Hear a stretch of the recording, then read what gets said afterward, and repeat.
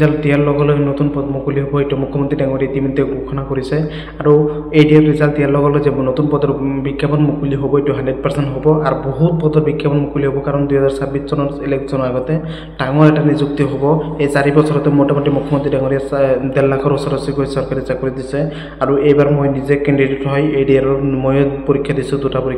পৰীক্ষা ভাল হৈছে আৰু আপোনালোকে যদি পৰীক্ষা দিছে কমেন্ট বক্সত জনাব আৰু আপোনালোকে কেনেকুৱা হৈছে কিমান নাম্বাৰ পাইছে আপোনালোকে কমেন্ট বক্সত জনাব আৰু এডিআৰ নিযুক্তি 5টা বিভাগত সাধাৰণতে পদ মুকলি হ'ব 8 পাছ হওক 9 পাছ হওক 10 পাছ প্লাছ আইটি হওক গ্ৰেজুৱেশ্যন হওক 12 পাছ হওক ড্ৰাইভাৰ ভেকেঞ্চি 10 পাছ হওক 5টা বিভাগত পদ মুকলি হ'ব গ্ৰেড 3 গ্ৰেড 4 বন্ধুসকল 100% নতুন পদ মুকলি হ'ব আৰু ৰিজাল্টটো সাধাৰণতে মাৰ্চ মাহৰ প্ৰথম সপ্তাহতে ৰিজাল্ট মুকলি হ'ব মাৰ্চ মাহৰ প্ৰথম মানে 1 তাৰিখ বা 2 তাৰিখত ৰিজাল্ট 100% মুকলি হৈ যাব আৰু মুখ্যমন্ত্ৰী ডাঙৰীয়াই কৈছে যে ফেব্ৰুৱাৰী মাহৰ শেষৰ সপ্তাহ বা মাৰ্চ মাহৰ প্ৰথম সপ্তাহত ৰিজাল্ট মুকলি হ'ব কিন্তু মই যেটো কোৱাৰ দৰে বা মই যেটো এই গম পোৱাৰ দৰে মাৰ্চ মাহৰ প্ৰথম সপ্তাহত 1 তাৰিখ বা 2 তাৰিখৰ ভিতৰত ৰিজাল্ট 100% মুকলি হ'ব 1 তাৰিখতো মুকলি হোৱাৰ 100% চান্স আছে ডাবল কেণ্ডিডেট মাতিব এটা পোষ্টত দুজনকৈ কেণ্ডিডেট মাতিব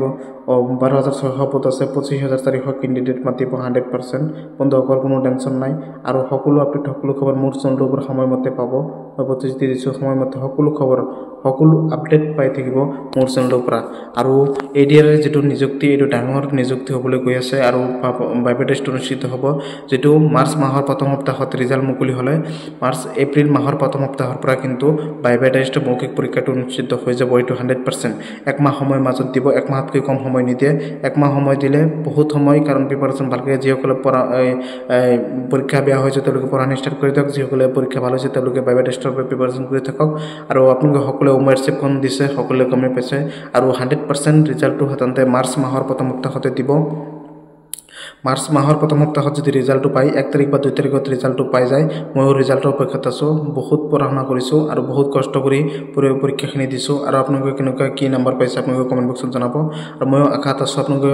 আশাত আছে আৰু সকলোৱে সাপোৰ্ট কৰিম আৰু যিসকলে পৰীক্ষা বেয়া হৈছে তেওঁলোকৰ বাবে মই এটা গুড নিউজ ক'বলৈ বিচাৰিছো মোৰ সেকেন্ড চেনেলটো সকলোৱে চেনেলটো সাবস্ক্ৰাইব কৰি দিব কাৰণ সেকেন্ড চেনেলটো যিমান পুৰণি প্ৰশ্ন কাকত আছে 2016 চনৰ 17 চনতে 19 চনতে হওক 20 চনতে হওক 21 চন 22 চন 23 চন 24 চন লৈ মোটামুটি শেষৰ ভাগলৈ এই ডিএমইৰ পৰীক্ষা হোৱালৈ 25 চনৰ প্ৰথমৰ ডিএমইৰ পৰীক্ষা হোৱালৈ গ্ৰেড 3 সকলো যিমান পুৰণি প্ৰশ্ন কাকত মই গোটাইছো বা যিমান প্ৰিপাৰেচন কৰিছো সকলো পুৰণি প্ৰশ্ন কাকত আপোনালোকক একেবাৰে বিনামূলীয়াকৈ দিয়া হ'ব সেকেন্ড চেনেলটোত হোৱাটসএপ নম্বৰ দি আছে সকলোৱে চেনেলটো সাবস্ক্ৰাইব কৰি দিব আৰু হোৱাটসএপত হাই দিব মই পিডিএফ আকাৰে সকলোকে পঠাই দিম কিন্তু এইটো হোৱাটসএপ নহয় যেটো এইটো চেনেল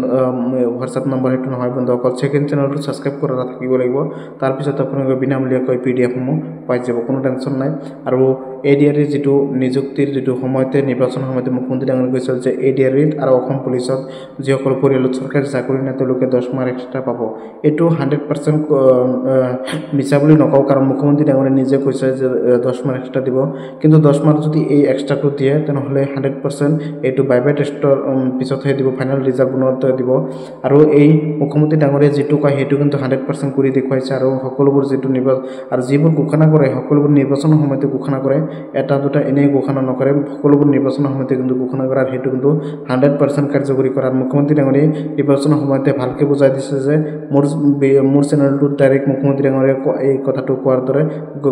কোৱা ভিডিঅটো মোৰ চেনেলত আছে সকলোৱে চাব পাৰিব আৰু পুৰো পাকিস্তান মুখ্যমন্ত্ৰী ডাঙৰীয়াই এই কথাখিনি কৈছে 10 মাৰ্ক এক্সট্ৰা দিব এইটো সকলোৱে গমে পাইছে যিসকল পৰিয়ালত চৰকাৰী চাকৰি নাই তেওঁলোকে এই 10 মাৰ্ক এক্সট্ৰাটো পাব বুলি মই আশা কৰো আৰু এই 10 মাৰ্ক এক্সট্ৰাটো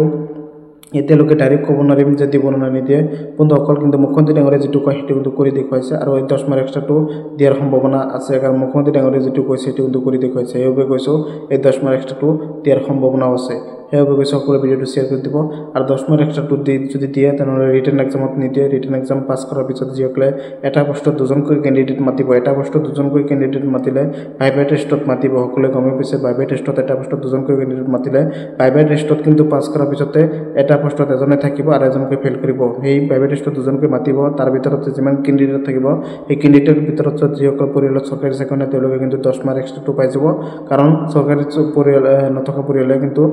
তেতিয়া চাকৰিটো 100% পাব সেইবাবে কৈছোঁ দুখীয়া মানুহৰ বাবে অসমৰ মুখ্যমন্ত্ৰী ডাঙৰীয়াই যিমান কাম কৰিছে তাৰ বাবে অসমৰ মুখ্যমন্ত্ৰী ডাঙৰীয়াক ধন্যবাদ জ্ঞাপন কৰিছোঁ আৰু আপোনালোকে যিমান পাৰে মোক চেনেলটো ছাবস্ক্ৰাইব কৰি দিব ছাপোৰ্ট কৰিব আশীৰ্বাদ জনাব আৰু মই সময়মতে যাতে সকলো আপডেট সকলো খবৰ সময়মতে দিব পাৰোঁ তাৰ বাবে চেষ্টা কৰিম সকলো সত্য কৈ দিবলৈ চেষ্টা কৰিম সকলোৱে মোক ছাপোৰ্ট